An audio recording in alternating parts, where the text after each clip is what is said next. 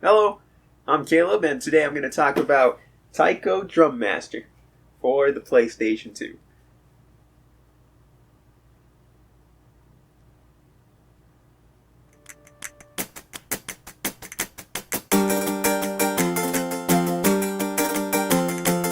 By the early 2000s, the idea of going to an arcade seemed more like a novelty rather than a place to go and play the latest games. With the popularity of arcades declining, this put some video games in a make-or-break sort of situation.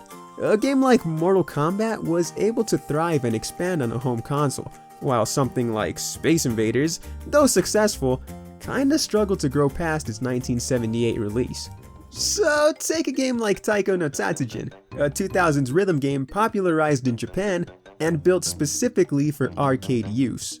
Trying to make an impact on the North American market, Namco had to figure out a way to make Taiko No Tatsujin a household name. But before we can understand the game series, we have to understand what the hell even is a taiko. Well, hello there! So nice of you to attend my class on Japanese things I found on Google. You know, despite people thinking that Japan is always under attack by Godzilla and having girls that sound like, yeah, Japan is actually a very interesting place. Everything from the culture, the people, and of course, the history. It goes without saying that Japan's influence has been noticed overseas, but something not as popular as, anime, is the art of taiko. Referred to as the heartbeat of Japan, a taiko is a type of drum.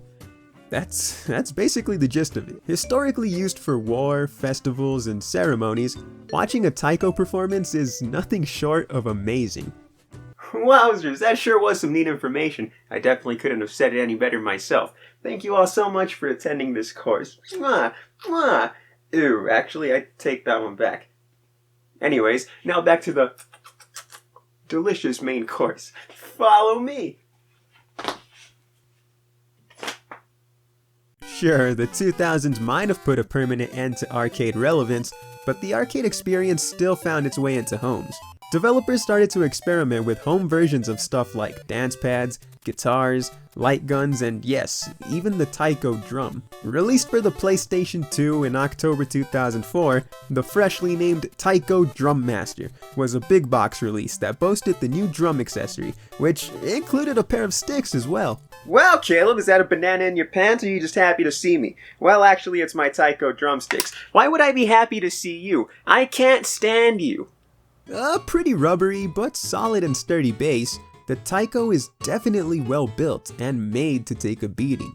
And trust me, the taiko will get a beating. Easy to learn and difficult to master, the rhythm game has players hit either the surface or the rim of the taiko, depending on what color note comes next. Red notes equal the surface, blue notes equals the rim. Simple enough, right?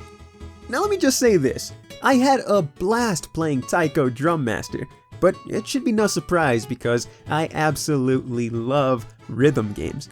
The biggest drawback from Taiko Drum Master, and even other rhythm games of this era, always seems to be the amount of content. There's nothing wrong with the song selection, which includes covers of songs by real artists, some classical music, and even original Namco compositions. That's all fine, but you'll go through these songs pretty fast, especially since not every song is worth replaying. If you get bored of playing songs, you can always help yourself to the 3 whole mini-games that are included. Watermelon eating contest, as you eat a watermelon as fast as possible by hitting the taiko repeatedly while also trying to avoid being hit by a bat. Fireworks festival has you shooting rockets while also kicking away the sneakily placed bomb. Lastly, in Reach the Helicopter, you'll have to balance a stack of dogs through 3 stages. Yeah, I know, trust me, it's okay, I guess. Failure to do so results in, well, a game over. Easily the most frustrating game in the bunch, if I'm being honest. And if you're not feeling the minigames, well, then that's too bad. That's the whole game. Okay, I know I've been having a blast with Taiko Drum Master, but at the same time, I never said it wasn't underwhelming, alright? It's like getting a job and your boss starts wondering why you're underperforming. Hey, look, man, I just wanted the job, okay? I never said anything about living up to expectations. But at the same time, you can't blame me for making a good first impression. What can I say? I just got that natural schmooze, baby. Yeah, it's not hard to see why the Taiko No Tatsujin series hasn't taken off in North America. With such a difference in cultures, Taiko heavily relied on a great first impression. While I love everything that Taiko is, if I were the average gamer, I probably wouldn't be super compelled to buy Taiko after seeing gameplay. This is probably why Namco teamed with Nintendo to market Donkey Konga a few months prior. It's the exact same concept, but with the more well-known bongos and the even more well-known Donkey Kong. But hey, on the bright side, the Taiko No Tatsujin series is alive and well.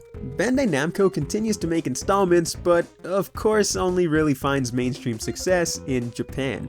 I definitely don't think that that's the end of the line for Taiko in North America, since just about anything can get popular here at any given moment, but it'll take a lot more marketing and advertising than what we currently see, that's for sure. So if there's anything to take from all this, we can at least appreciate Taiko Drum Master for what it is. The 2000s was still very much an experimental era of gaming. All of the accessories, including the Taiko, felt like trailblazers for eventual success stories found on something like the Nintendo Wii, or even future rhythm games like Guitar Hero. But in the end, it's all just trial and error. You win some, you lose some, but hey, you can only learn and improve along the way.